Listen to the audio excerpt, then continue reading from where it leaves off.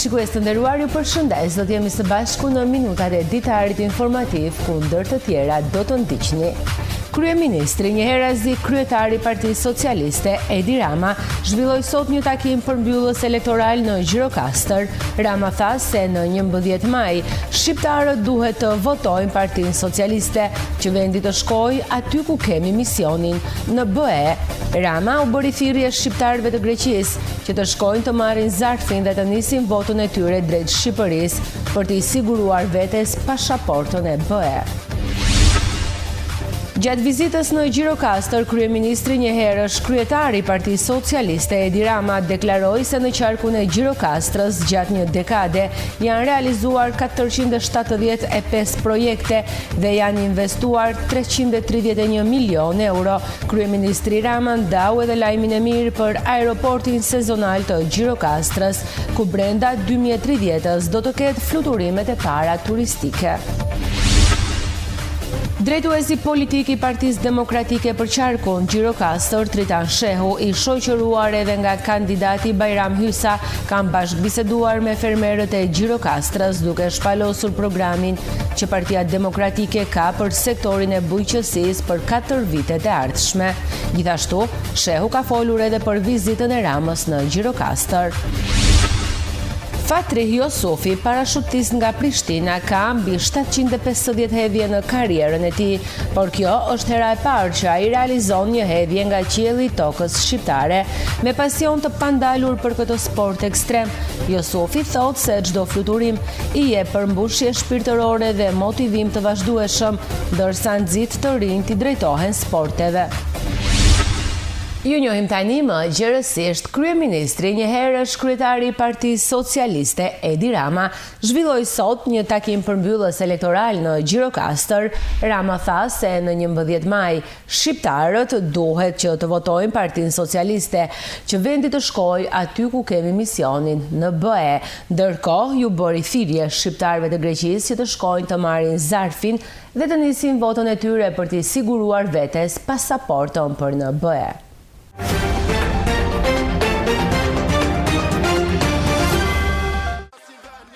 Kryeministri, njëherësh kryetari i Partisë Socialiste, Edi Rama, deklaroi sot nga sheshi i Çerçizit se ne së bashku filluam një punë që sot shihet në fytyrën e rilindur, ku është kthyer buzëqeshja e Gjirokastrës, Tepelenës, Përmetit, Këlqyrës, Libohovës, Memaliajt dhe Dropullit në takimin përmbyllës elektoral në Gjirokastër. Rama tha se 11 maj është një mundësi që nuk duhet humbur, ndërsa u bëri thirrje shqiptarëve dhe diasporës në Greqi që të votojnë për vendin në BE dhe të shohin përtej ngjyrave politike.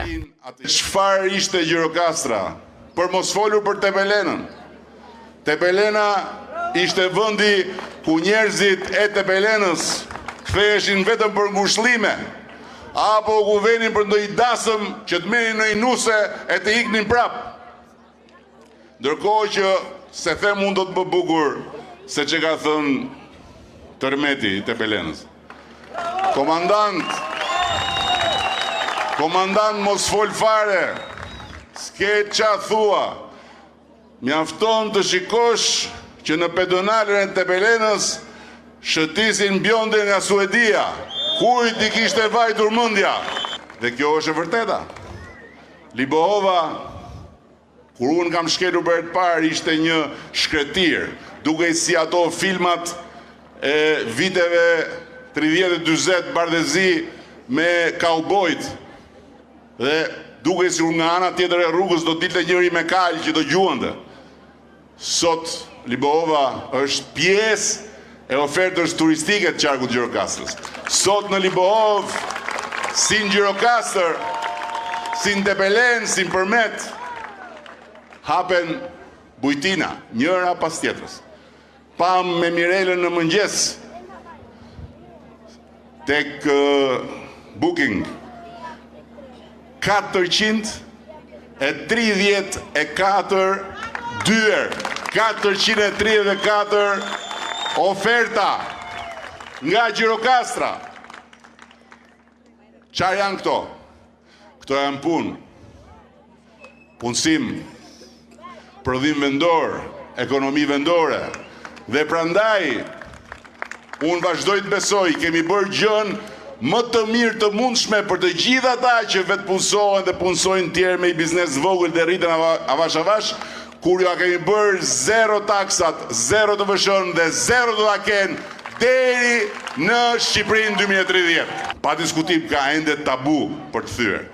Pa diskutim ne duhet të bëjmë ende më shumë që kthesa e filluar, sepse unë gjithë ta djem që vinë, kthehen nga Greqia dhe investojnë këtu, i konsideroj si dallandyshet që lajmërojnë një pranverë të madhe shqiptare. Por, na duhet akoma punë. Dhe kur thonë pse do mandat në 4, përgjigja më e thjeshtë është sepse ka akoma punë për të bërë. Dua t'ju them se 11 maj është më shumë se sa për Gjirokastrën, më shumë se sa për Bashkitë e Qarkut, është më shumë se sa për të gjitha problemet që janë shumë të rëndësishme, por janë problemet e çdo palë zgjedhjesh. Ndërkohë që në këto zgjedhje, përtej këtyre ka diçka tjetër, diçka shumë më të madhe, diçka që nuk është më thjesht zgjedhja jonë që kemi drejt në votës sot. Është diçka që është në dorën tonë, është diçka që fati e desh të na vinte në dorë, por ama është diçka që me dorën tonë ne duhet ta bëjmë edhe për ata që janë monumente këtu në të shesh, edhe për ata para tyre, deri tek profeti i historisë tonë kombëtare Skënderbeu. Sepse ishte ai Gjergj Kastrioti që kur vuri barikadën këtu në Shqipëri, përcaktoi fatin ton, bëri profecinë e madhe se ku është vendi dhe ku duhet ndërtuar shtëpia e shqiptarëve, jo në lindje, në perëndim, jo në Azi, në Europë. Doli në rrugë spontanisht, nuk i tha askush se çfarë thotë. Ama çuditërisht ishte i vetmi popull që doli për të rrëzuar diktaturën, që në shprehjen e parë vuri Europën, e duam Shqipërinë si gjithë Europa. Nuk e kanë bërë të tjerët.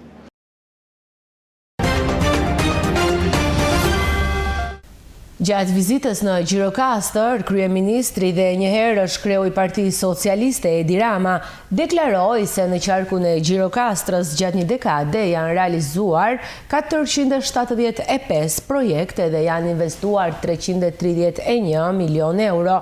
Kryeministri Rama dha edhe lajmin e mirë për aeroportin sezonal të Gjirokastrës, ku brenda 2030-s do të nisin fluturimet e para turistike.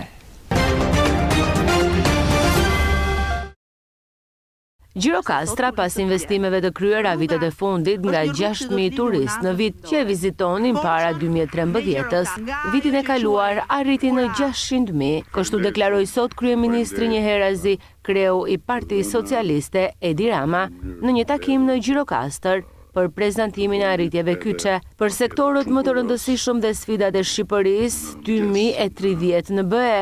Rama u ndal tek investimet dhe projektet infrastrukturore që ka përfituar qarku i Gjirokastrës në këto vite, të cilat kapnin vlerën e 108 milion eurove, duke i shërbyer jo vetëm rritjes së numrit të turizmit, por po ndikojnë direkt në xhepat e qytetarëve. Në rrugë të asfaltuara dhe rrugë të bardha në qarkun e Gjirokastrës kemi krijuar akses duke investuar në 331 kilometra. Janë 108 milion euro të investuara për 95 projekte. Janë 10.3 milion euro për 52 projekte që kanë sjell transformime të rëndësishme si i keni parë vetë në Gjirokastër, në Përmet, në Tepelen, në Libohov, në Këlqyr, edhe në Dropull patjetër, edhe në Memalje. Këtu jemi tek turizmi, mjedisi dhe zonat e mbrojtura, për të bërë bashkë 17 milion euro për turizëm mjedis dhe zonat mbrojtura. Përpara se ne të merrim detyrën, nuk ka bërë vaki të investohen shumë e tillë për turizëm, për mjedis dhe për zonat mbrojtura. Këtu jemi tek një tjetër pikë, ujësjellësat.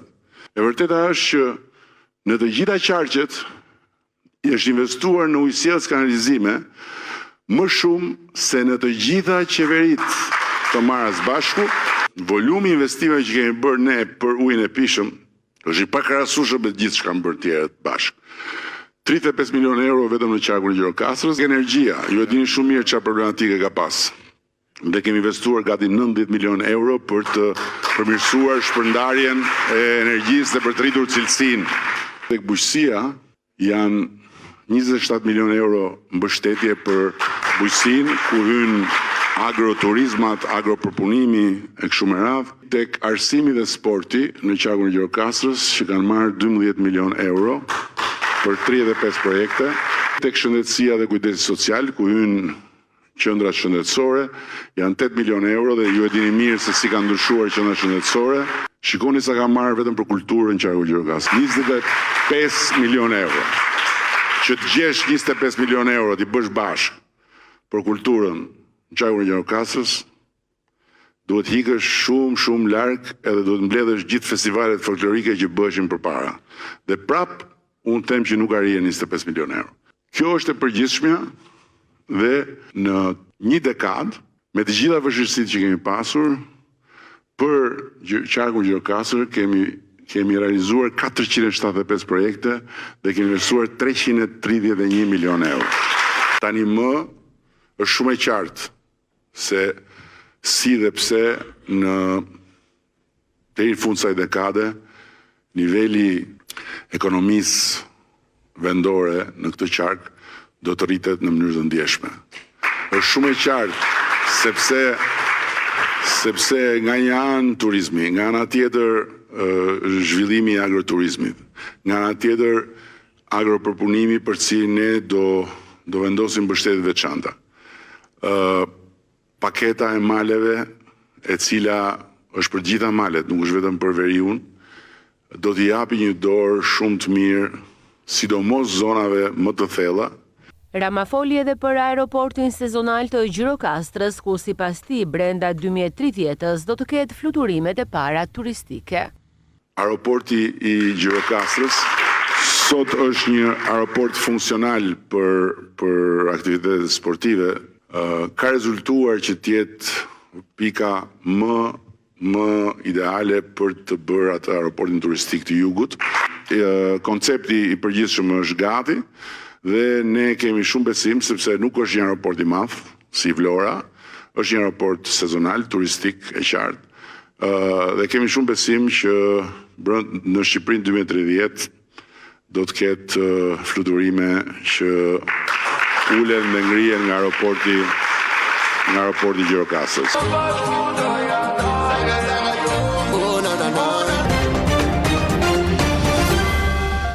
Drejtuesi politik i Partisë Demokratike për qarkun e Gjirokastrës, Tritan Shehu, i shoqëruar edhe nga kandidati Bajram Hysa, kanë bashkëbiseduar me fermerët e Gjirokastrës duke shpalosur programin që Partia Demokratike ka për sektorin e bujqësisë për 4 vitet e ardhshme.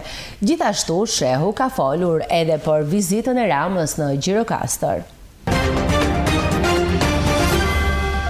Takimi i radhës i Ramës sot në sheshin Çerqizi ishte një braktisje e madhe që Gjirokastra dhe qarku i bën atij. Megjithëse kërkoi ta mbushi atë shesh me të prur me autobus, me fëmijë nga shkollat, ai shesh ishte në vosh dhe Rama ishte në vetminë e tij të madhe, i shoqëruar vetëm nga Lubia Kumbaro, e cila veç se largon njerëzit, veç se bën që njerëzit ta shikojnë me urrëtie, veç se bën realisht që ndjenja e protestës të fortohet fort ndaj asaj dhe ndaj atij të cilët e kanë shkatruar qarkun e Gjirokastrës. Rama sot realisht foli edhe përpara turistëve të huaj që ishin atje rastisht. Foli përpara norvegjezëve, suedezëve, hollandezëve që ishin atje, por përpara shqiptarëve jo, përpara gjirokastritëve jo, sepse ata sot i thanë Rama nuk të vim, nuk të dëgjojmë dhe e braktisën atë tërësisht. Po ndodhi edhe një fenomen tjetër. Sot Rama deklaroi apo sot u konfirmua sabotimi që i bën Rama votës e migrantëve. Ai u pranoi dështimin e plot të votimit të emigrantëve nga Greqia, si një dështim i cili vjen si pasojë e sabotimit që ky regjim i bën votës e migrantëve për shkak të frikës së madhe që ka nga vota e migrantëve, sepse emigrantët padyshim votojnë në shumicën ndërmuese për ndryshimin, votojnë për një Shqipëri demokratike, për një Shqipëri europiane, për një Shqipëri realisht të begat dhe të denjë për demokracinë me cilën e aspirojmë. Rama sot deklaroi dhe tha, atë që pritej, tha pikrisht se sabotimi i tij, frika e tij ndaj emigrantëve bëri që ai të shkatërrojë votën e emigrantëve. Dhe vota e emigrantëve tashmë është e cënuar. Rama këtë e tha qartësisht sot edhe në sheshin Çerçizit, ku e pranoi pikrisht këtë gjë. Sabotimi që ky regjim i bëri votës e emigrantëve duke krijuar 1001 artifica dhe element të ndryshëm për të bërë që emigrantët mos të votojnë. Këtu e kishte fjalën kryesisht për emigrantët nga Greqia, të cilët unë i përshëndes si një forcë demokratike dhe i ftoj të vinë të votojnë. I ftoj të bëjnë ç'është e mundër që të votojnë, sepse votat Blegtorët dhe fermerët e Gjirokastrës kanë ngritur shqetësimet e tyre me të cilat ndeshen në veprimtarinë e tyre të përditshme. Në një takim me përgjegjësin e Departamentit të Bujqësisë në PD Gjok Vuksani, ata kanë shprehur kritika për politikat subvencionuese që kanë ndërmarrë prej vitesh qeveria shqiptare. Në fjalën e tij, zoti Vuksani është ndalur tek programi që Partia Demokratike ka për bujqësinë, me heqjen e Ballkanit të hapur, çka ka dëmtuar blegtorinë dhe fermerin shqiptar. Prodhimtaria e këtyre të fundit do të jetë e garantuar në treg. Sot aktualisht vetëm 24% e buxhetit shtetit shkon në shtetje për fermerin. 76% e këtij buxhetit shkon për rroga, paga, transport, naftë, zyra, reklama e tjera. Dhe raporti do jetë siç e ka Maqedonia, siç e ka Kosova, siç e ka Europa, 70% e këtij buxheti do shkojnë i gjithë për fermerët, pra për mbështetje për fermerët, dhe vetëm 30% e tij do shkojnë si mbështetje për infrastrukturën e Ministrisë së Bujqësisë që duam apo s'duam ne do mbajmë. Në këtë 70% do të pesëfishohet sasia e fondit që do shkojnë tek fermerët. Pra nga rreth 32-35 milion euro që është sot, do shkojnë 200 milion euro që vitin e parë qeverisës. 200 milion euro. Do thoni ju, mos po bëhemi shumë etatist, mos po bëhemi shumë të social në mbështetjen e fermerëve. Jo, mor vëllezër. Bashkimi Evropian sot rreth 46% të gjithë fondit që ka Bashkimi Evropian e çon për fermerët. Pra ka vetëm një politikë përbashkët të Bashkimit Evropian që është politika përbashkët për bujqësinë. Dhe po nuk u mbështet fermerit, nuk kemi ushqimin ton, por dishim nuk kemi cilësi. Të vim me tej, pra, e para është sasia parave shumë e madhe. Është 2 fish në tërësi, po është 5 fish për fermerin.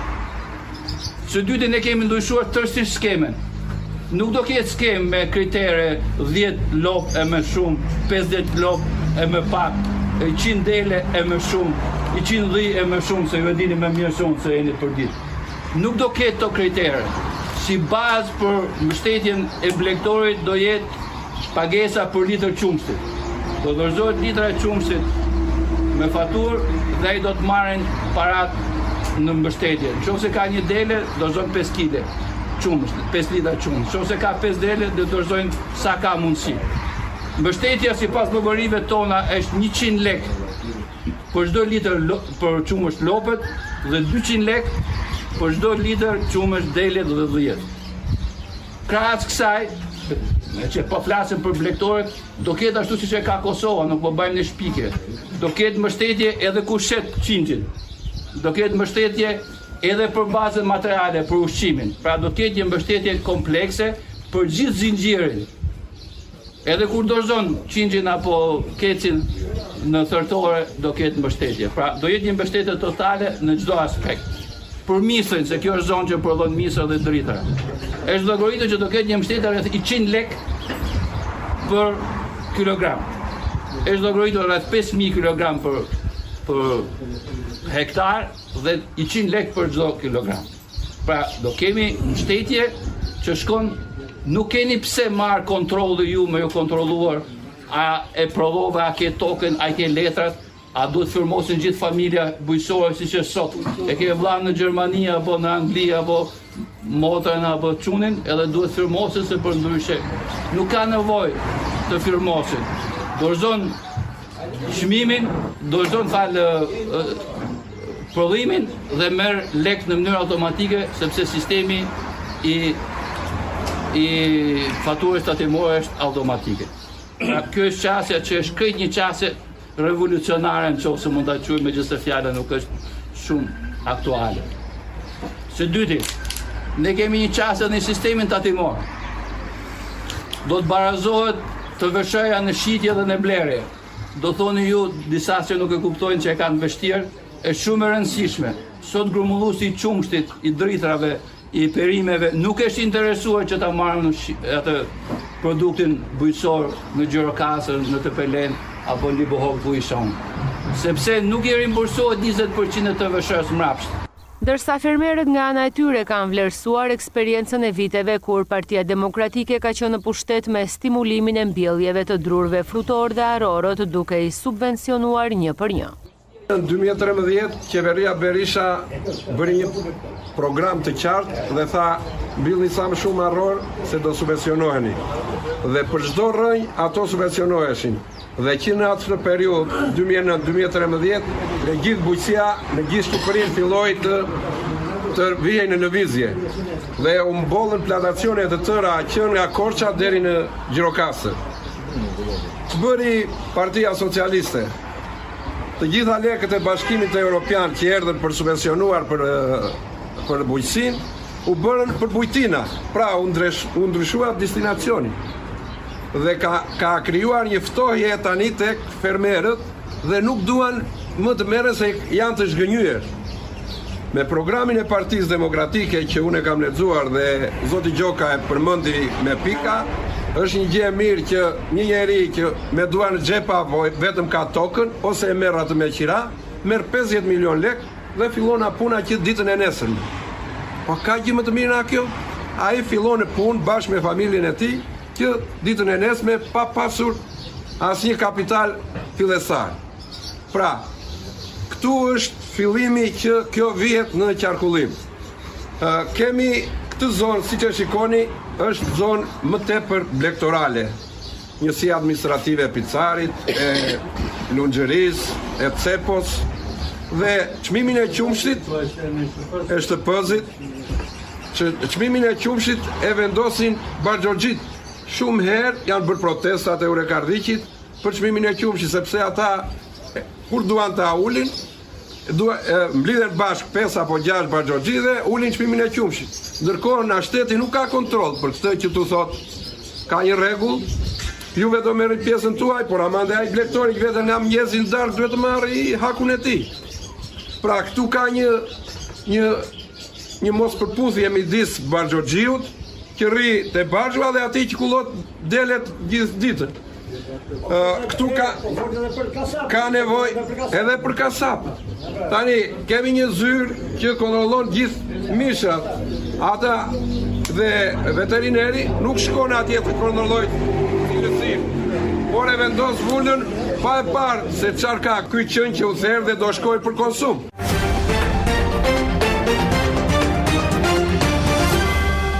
Ndryshojmë tani natyrën e informacioneve tona. Të rinj dhe të rejat e Bashkisë së Finiqit kanë dhuruar një aparat elektrokardiogram tek qendra shëndetësore e Livadhias. Tashmë banorët e zonës nuk do të udhëtojnë më për në qytetin e Sarandës për të marrë këtë shërbim. Qendra shëndetësore Livadhias jep shërbimin parasosh shëndetëson tek banorët e 13 fshatrave të kësaj njësie administrative. Shpeshherë kanë ndjerë mbështetjen e shoqatave që ushtrojnë aktivitet në Bashkinë e Finiqit. Shoqata Bashkimi i Rinisë Finiq ka organizuar her pas here aktivitete bamirësie, ku me të ardhurat e tyre ka blerë objekte apo mjete dhe i ka dhuruar tek qendra shëndetësore. Para pak javësh të rinjtë e të reja të zonës kanë dhuruar pranë kësaj qendre shëndetësore një aparat elektrokardiogram. Kjo ishte vërtet një ndihmë shumë e madhe për ne. Në fillim kishin ardhur këta të rinjt tek qendra jon gati 1-2 muaj më përpara dhe na kishin thënë se përse kemi më tepër nevojë dhe u kishim thënë për EKG-n. Është në fakt diçka që është goxha me thënë e kushtueshme dhe ata na thanë që ndoshta do me thënë edhe nuk arrin do me thënë që të mbledhin kaq shumë fonde, por jemi çuditur edhe neve që brenda kaq pak muajsh arritën të mblidheshin fondet dhe të premten erdhën dhe na bërën këtë EKG-n dhuratë me thënë qendrës tonë. I falenderojnë shumë shoqatën e të rinjve të Livadias. Tashmë, banorët e njësisë administrative Livadia nuk kanë nevojë të udhëtojnë larg vendlinjes për analizën e EKG-s. Ishte vërtet një ndihmës shumë e madhe, e cila nuk është vetëm një ndihmës për qendrën tonë, por edhe për komunitetin këtu që normalisht që do u vinë shërbim kjo EKG-ja. Në qoftë se kanë pasur probleme të ndryshme kardiake, ata referoheshin te kardiologu në Spitalin e Sarandës dhe normalisht ato EKG-n ja bënte kardiologu aty. Të rinjtë të reja të Finikit kanë dhuruar aparate të ngjashme edhe në 3 qendrat e tjera shëndetësore të kësaj njësie vendore. Në qarkun e Gjirokastrës, autoriteti rajonal rrugor ka nisur evidentimin e problematikave në akset rrugore kombëtare. Ky proces ka për synim përmirësimin e sinjalistikës dhe garantimin e një orientimi sa më të lehtë për të gjithë vizitorët që zgjedhin të kalojnë përmes rajonit jugor. Me nisjen e sezonit të ri turistik, autoriteti rajonal rrugor në Gjirokastër ka nisur evidentimin e problematikave në akset rrugore kombëtare që përshkojnë qarkun. Pas përfundimit të këtij procesi do të vijojë faza tjetër, plotësimi i sinjalistikës rrugore me qëllim orientimin sa më të saktë të vizitorëve vendas dhe të huaj që zgjedhin të udhëtojnë drejt jugut të Shqipërisë. Është ndërmarrë një fushat në kuadrin edhe të planit të masave për sezonin turistik, është ndërmarrë një fushat për evidentimin e të gjitha mangësive dhe problematikave në akset rrugore kombëtare. Prioritet do kenë akset rrugore që të çojnë në destinacione turistike. Për këtë nëpërmjet një auditimi nga auditues të licencuar të sigurisë rrugore, po evidentojnë të gjitha problematikat, të gjitha plotësimet e nevojshme dhe mbas përfundimit të auditimit nga ekspert të licencuar të sigurisë rrugore, do të bëhet edhe kompletimi edhe plotësimi me sinjalistik në vendet që do përcaktohen nga ana e raportit të auditimit. Përveç sinjalistikës, pritet që ARSH të ndërhyjë edhe në mirëmbajtjen e segmenteve me rrezikshmëri të lartë në bashkëpunim me autoritetet vendore. Gjithashtu një aspekt tjetër është orientimi sa më i mirë edhe informimi sa më i mirë i vizitorëve, sidomos i vizitorëve të huaj në lidhje me destinacionet turistike dhe në lidhje me monumentet e kulturës. Edhe për këtë problem, megjithëse vitet e fundit janë vendosur shumë tabela orientuese informative për këtë qëllim, përsëri po bëhet një evidentim në vend, edhe mbas përfundimit të evidentimit do bëhet plotësimi përsëri me tabela orientuese informuese për destinacionet turistike dhe monumentet e kulturës në rajon. Sezoni turistik sjell një fluks të shtuar lëvizjesh ndaj masat parandaluese dhe përmirësimet në infrastrukturën rrugore mbeten një prioritet për garantimin e një turizmi të sigurt në Gjirokastër dhe më gjerë. Fatrih Josofi, parashutisti nga Prishtina, i cili në karrierën e tij ka mbi 750 hedhje me parashut, por kjo është hera e parë që ai po realizon një të tillë nga qielli i tokës shqiptare. Me pasionin e pandalur për këtë sport ekstrem, Josofi thotë se çdo fluturim i jep përmbushje shpirtërore dhe motivim të vazhdueshëm, ndërsa nxit të rinj që t'i drejtohen sporteve. Fatrih Josofi nga Prishtina ka realizuar mbi 750 hedhje me parashut, por për të, kjo është herë e parë që hidhet nga qielli i tokës shqiptare. Është hera e parë. Qoftë vizitë këtij klubi të parashutizmit apo dhe Gjirokastrës si qytet. Dhe do jetë hedhja ime e parë në hapësirën shqipfolëse, sepse jam nga Prishtina, Kosova, dhe nuk kam arritur që të hidhem në Kosovë asnjëherë deri me tani. Po është për mua fluturim hedhje, jubilare, sepse ashtu siç ju thash më herët, për herë të parë do të fluturoj, do hedhem në hapësirën shqipfolëse. Shqipëri apo Kosovë, për mua disi njëjtë. Deri dikun. Ka një modalitet i cili është pak më i rrezikshëm dhe ky është fluturimi me kostum të ajrit, wingsuit, të cilin unë e praktikoj kryesisht, por sa do hidhem thjesht kështu në shorce. Për imi, për të gjithë, edhe për persona në moshë të shtyer, po që kanë dëshirë që fillojnë parashutizëm. Ai thotë se vazhdon të investojë në këtë sport, që jep përmbushje shpirtërore dhe motivim të vazhdueshëm. Kam pas periudha ku i gjithë investime në puna ime do të thot investime financiar, mendor, spiritual ishte në parashutizëm, tanë jam pak më i qetë, po dashuria është të thellë. Jetë gjatësi në kuptimin e mendor, se ndoshta nuk u shpreha mirë. Nuk di si ta shpjegoj me fjalë të thjeshta, por disi më bën që të ndihem i ri gjithnjë. Josufi thekson rëndësinë që të rinjt t'i drejtohen sportit, veçanërisht këtij lloji sporti ekstrem, pasi përfitimet janë të shumta, fizike, mendore dhe shpirtërore. Të nderuar shikues, këto ishin informacionet e përgatitura për këtë ditar informativ. Ju faleminderit për vëmendjen, shikim të këndshëm të programeve në vazhdim. Bashkë, miru takofshi.